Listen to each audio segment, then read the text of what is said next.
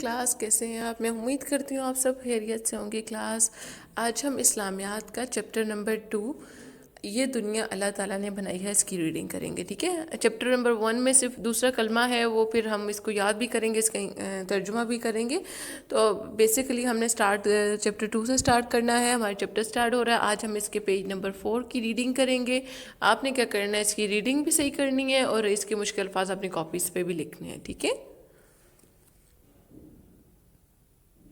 جی class. تو آج ہم اپنے اسلامیات کے پیج نمبر 4 باب دوم، مطلب دوسرا باب ہے ایمانیات اور عبادات، اور اس میں ہم کیا پڑھیں گے، یہ دنیا اللہ تعالیٰ نے بنائی ہے. ٹھیک ہے، یہ دنیا اللہ تعالیٰ نے بنائی ہے، ہمیں اللہ تعالیٰ نے پیدا کیا، ہر چیز کو اللہ تعالیٰ نے پیدا کیا ہے. اس کی ریڈنگ سٹارٹ کرتے ہیں. بچوں ذرا اپنے کمرے کی کھڑکی سے باہر جھانکیے اور غور سے دیکھیے آپ کو کیا کیا چیزیں دکھائی نظر آتی ہیں. ان میں سے کچھ تو انسان کی اور بہت سی چیزیں اللہ کی بنائی ہوئی ہیں. ٹھیک ہے، مطلب کچھ چیزیں اللہ تعالیٰ نے خود بنائی، ہر چیز ایک طرح کی اللہ تعالیٰ نے خود بنائی ہے. اس سے آگے جو تخلیق کی گئی ہیں وہ انسان نے کچھ بنائی ہوئی ہیں، مشینیں جیسے جو کار ہوتی ہیں، جیسے جہاز ہیں، سب چیزیں. ٹھیک ہے، ان کے بارے میں بات ہو رہی کہ وہ انسان کی بنائی ہوئی ہے، لیکن بہت سی چیزیں اللہ تعالیٰ نے خود بنائی ہیں. زمین، چلیے ذرا کھلے میدان میں کھڑے ہو کر ہر طرف نظر دوڑائیے. اللہ تعالیٰ ہر جگہ موجود ہے. آسمان، زمین، چاند، ستارے، درخت، پہاڑ، جانور، پرندے، دریا، سمندر، ہر چیز اللہ تعالیٰ نے بنائی ہے. ٹھیک ہے، آپ کہیں باہر جاؤ تو آپ کہیں سیر کرنے بھی جاؤ گھر والوں کے ساتھ، یا کہیں باہر نکلو تو آپ ذرا غور کرنا کہ آپ کے ارد گرد بہت ساری چیزیں ہوتی ہیں. آپ جب باہر نکلتے ہو آسمان آپ کو سامنے نظر آتا ہے، زمین نظر آتی ہے، رات کو چاند، ستارے، آپ کو درخت، پہاڑ، یہ سب چیزیں آپ کو بھی غور کرو تو آپ کبھی سوچنے پہ مجبور ہو جاتے ہو کہ اس کو تخلیق کرنے والا کون ہے. تو یہ سب چیزیں کس سے بنائی ہیں؟ اللہ تعالیٰ نے بنائی ہیں.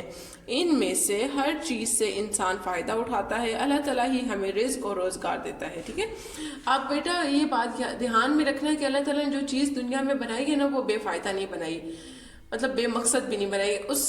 کچھ نہ کچھ ہر چیز کا کوئی نہ کوئی مقصد ہوتا ہے. پہاڑوں کا کیا مقصد ہے، درختوں کا کیا مقصد، درخت ہمیں سایہ دیتے ہیں، چاند ہمیں رات کو روشنی دیتا ہے، ہمیں سکون ملتا ہے، ہم اپنی نیند پوری کر سکتے ہیں، دن کو ہم اپنا کام کرتے ہیں. سورج، ہر چیز سے اللہ تعالیٰ نے ہمیں کچھ نہ کچھ فائدہ فراہم کیا ہوا ہے. ٹھیک ہے، کوئی چیز اللہ تعالیٰ نے ایسے نہیں بنائی کہ ہم یہ سوچنے پہ مجبور ہوں کہ یہ کیا چیز ہے، اس سے ہمیں کیا فائدہ ہو رہا ہے. ٹھیک ہے نا، اللہ تعالیٰ نے ہر چیز ہمیں اس سے فائدہ ہوتا ہے، اس چیز کا کوئی نہ کوئی مقصد ہوتا ہے. ٹھیک ہے، تو ہر چیز، اس لیے ہمیں ان چیزوں پہ غور کرنا چاہیے. جب ہم ان چیزوں پہ غور کرتے ہیں تو ہمارے منہ سے خود ہی نکلتا ہے کہ اللہ اکبر، کہ اللہ تعالیٰ کتنا بڑا ہے. ٹھیک ہے، ہر وقت اللہ کا شکر ادا کرنا چاہیے کہ کتنی نعمتیں اس نے دی ہیں. اگر یہ نہ ہوتی تو ہم لوگ کیا کرتے.